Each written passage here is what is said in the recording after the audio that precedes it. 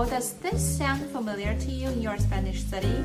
You read books, you study the grammar, you watch Spanish TV series and YouTube videos, you listen to podcasts.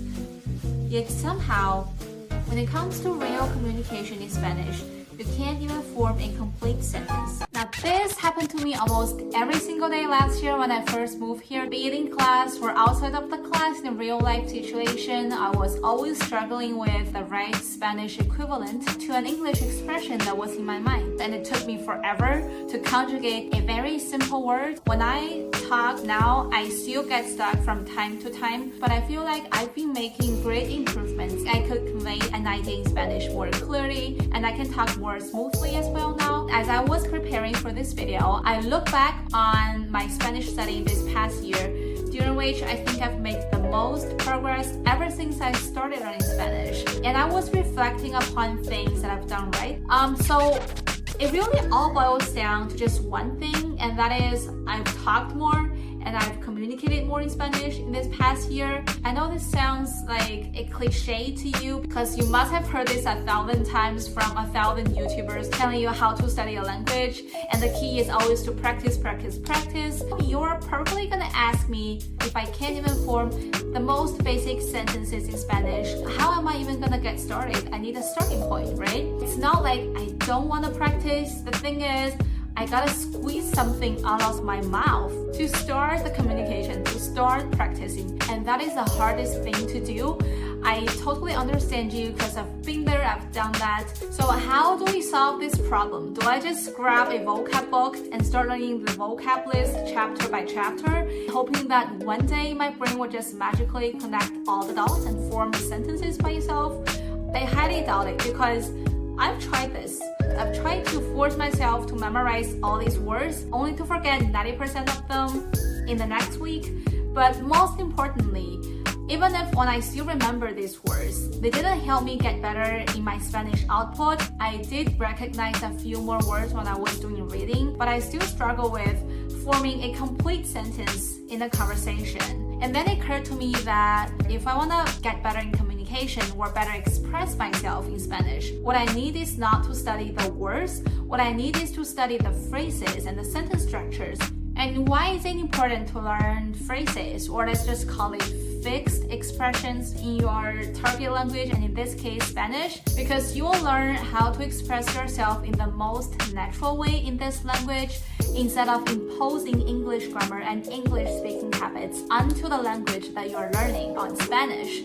For example, if you want to say, you're right. If you think in English, you probably say, eres correcto. But the most natural way to say this would be, tienes razón. So if you've never been exposed to this kind of expression, there's no way that you know that the most natural way to say this would be tienes razón. And another benefit is that it greatly reduces the thinking time when we want to say something. For example, I remember that before, whenever I wanted to say, don't be something, like don't be silly, don't be late, I was always like, okay, so in this case, it should be said instead of estar. And then this is a negative imperative, so I should use subjunctive. And then I started to search in my very shabby mind palace of that exact conjugation of said.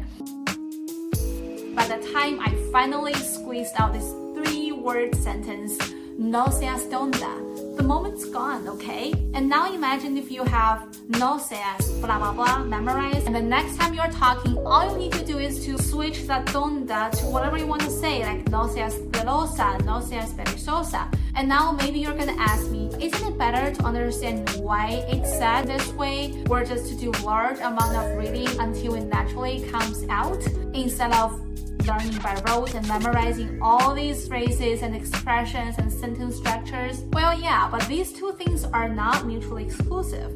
You can take all the time in the world you want to understand why there's a se almost everywhere, and carefully decide if you want to use a se in the next sentence you're gonna say. But at the same time, it will make your life a lot easier if you just memorize most frequently used expressions with a se, like se me acabó el café or se te cayó esto. So where and how do we learn authentic expressions like this? Of course, the best way would be to watch more Spanish videos, Spanish like TV series, to read more in Spanish as well, Spanish news or books, I also recommend Quora. You can set the language in Spanish. What I like about Quora is that personally, I think the language used in Quora is more colloquial and there is more chance for you to encounter and use the expressions that you see in Quora in your daily life than expressions that you read from the news media. And now comes my very important announcement. When I was preparing for this video, an idea just occurred to me. I was thinking, why don't I start doing some mini videos just to share the expressions and sentence structures I've learned so that we can study together and improve our Spanish together. I'm thinking that each video would be just between 1 to 3 minutes. It will be really short. I will only share one expression each time because on some of the Spanish teaching channels that I follow, they would introduce, let's say, 5 colloquial expressions of blah blah blah or 8 ways to say blah blah blah, and I feel like by the end of the video I couldn't remember anything because there were just too many expressions. So I'm thinking maybe I will just try to do one expression or maybe some very simple variation of this expression so that by the end of the video you only have this one thing in your mind, but that sticks with you. So my plan is to upload maybe 2 mini videos each week, and I will do longer videos like this for just vlogs every 2 weeks maybe so that we can also see each other more often. And one thing that I couldn't stress enough is that I don't want these mini videos to be me teaching you how to say something because I am still learning Spanish myself. What I can do is to share with you guys what I've learned from native speakers or what I've learned in class. Things or expressions that baffle me, maybe you have the same doubts as well. And I want this to become like a community thing, and whenever I share an expression, I would highly encourage you guys to share in the comments below what you've learned this week or what you think would be very helpful for the whole community to learn or to know, so that we can all get better together. Alright, so that's it for today's video. I'm gonna start preparing for the expressions and I will see you guys in the next one. Bye!